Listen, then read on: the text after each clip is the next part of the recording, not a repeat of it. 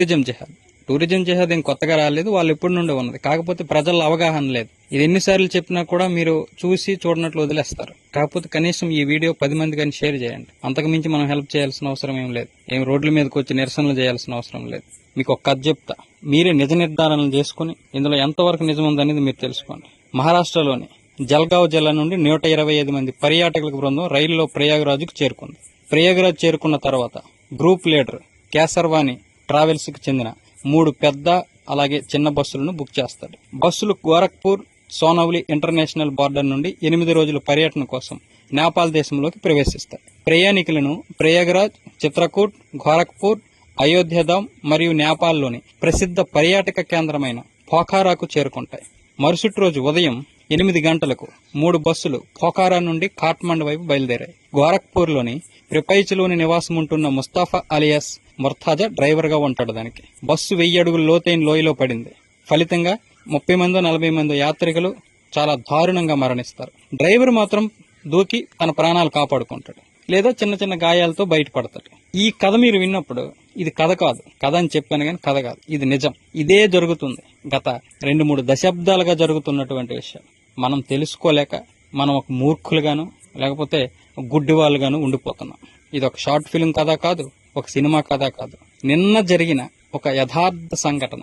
మొన్నే మీరు కాఠ్మండ్లో, అదే నేపాల్లో ఒక లోయలో పడిపోయినటువంటి బస్సు ఏదైతే ఉందో ఆ బస్సులో 40 మంది చనిపోయారు. అందరూ కూడా హిందువులే. కానీ మరి ఆ డ్రైవర్ బతికాడు, ముస్లిం.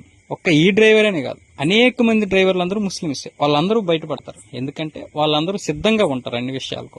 మీకు ఏదైనా డౌట్ వస్తే, ఇక్కడ సందేహం పుట్టకపోతే మరి నేనేం చెప్పలేను. ఇప్పుడు గత 6 నెలలుగా చూసుకుంటే హిందూ భక్తులను టూర్కి తీసుకెళ్లే బస్సుల్లో 95% అందులో ప్రయాణికుల మధ్య ప్రమాదాలు లేదా ప్రాణ నష్టం జరిగినట్లు అనేక నివేదికలు ఉన్నాయి. కానీ దీనికి 95% మంది ముస్లిం డ్రైవర్లే. అందరూ కూడా బ్రతుకుతారు. మీరు అడుగడుగున జిహాద్ నీడలో ఉన్నారని నమ్మకపోతే అది మీ కర్మ. మనందరం కూడా జిహాద్ నీడలోనే ఉన్నాం. ఏ రూపంలోనైనా మనం దానికి బలిపశువు కావచ్చు. అంతేకాదు, మీరు చెక్ చేసుకోండి, గత 3 నెలల నుంచి ఎప్పుడైతే ఇండి కూటమికి 230 సీట్లు వచ్చాయో దాని తర్వాత ఈ జిహాద్ అంతా కూడా ఊపందుకుంది. నిన్ననే ఢిల్లీ పోలీసులు ఎంబీబీఎస్ డిగ్రీ చదివిన ఓ ఉగ్రవాద సంస్థకు డైరెక్టర్ గా ఉన్నటువంటి ఒక ముస్లిం వైద్యుడిని అరెస్ట్ చేశారు. గోరఖ్పూర్ మెడికల్ యూనివర్సిటీకి చెందిన ప్రముఖ DCH doctor Kafeel Khan child health care unit కు అధిపతిగా ఉన్నప్పుడు ప్రతి సంవత్సరం మెనింజైటిస్ తో వందలాది మంది పిల్లలు చనిపోయారని మీకు గుర్తుండే ఉంటుంది. యోగి ప్రభుత్వం అతన్ని పదవి నుంచి రిలీవ్ చేసినప్పటి నుండి గోరఖ్పూర్ మెడికల్ కాలేజీ నుండి ఇప్పటి వరకు ఒక్క చిన్నారి కూడా మెనింజైటిస్ కారణంగా మరణించినట్లు నివేదించబడలేదు. ఇది కల్పితమా లేదా ఊహాత్మక విషయాలు కాదు, ప్రతిదీ ధృవీకరించబడింది, అలాగే రికార్డు చేయబడింది. ఇప్పుడున్నటువంటి పరిస్థితులు చాలా సున్నితమైనవి. మనం ప్రతి క్షణం, ప్రతి చోట, ప్రతి పరిస్థితుల్లో అప్రమత్తంగా ఉండాలి. లేకపోతే ఇస్లామిక్ జిహాదీకు ఎప్పుడు బలవుతామో మనకే తెలియదు. మన పిల్లలు కూడా ఎలాంటి పరిస్థితుల్లో ఉన్నారో, ఎంత ప్రమాదంలో ఉన్నారో ప్రతిరోజు చెక్ చేసుకోవాల్సినటువంటి పరిస్థితి. మీ పిల్లలు లవ్ జిహాదీకి బలైపోతున్నారా? మనం ల్యాండ్ జిహాదీకి బలైపోతున్నామా?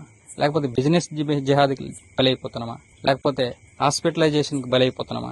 లేకపోతే టూరిజానికి బలైపోతున్నాం? ప్రతిదీ గమనించాలి. అడుగడుగున రావణుడు కూర్చున్నాడు. మనకి ఎంతమంది రాములు దొరుకుతారు, ఇది మనం గమనించుకోవాలి. ప్రతి ఒక్కడూ మనకు దొరుకుతున్నది సెక్యులర్ మారీచులే. వందలు, వేలు, లక్షల సంఖ్యలో మారీచులు హిందువులను భ్రమింపజేస్తున్నారు. చెప్పాల్సింది చెప్పాం, ఇక అది మీ ఇష్టం. మీరు ఎంతవరకు దీన్ని చేరవేస్తారో చేరవేయండి.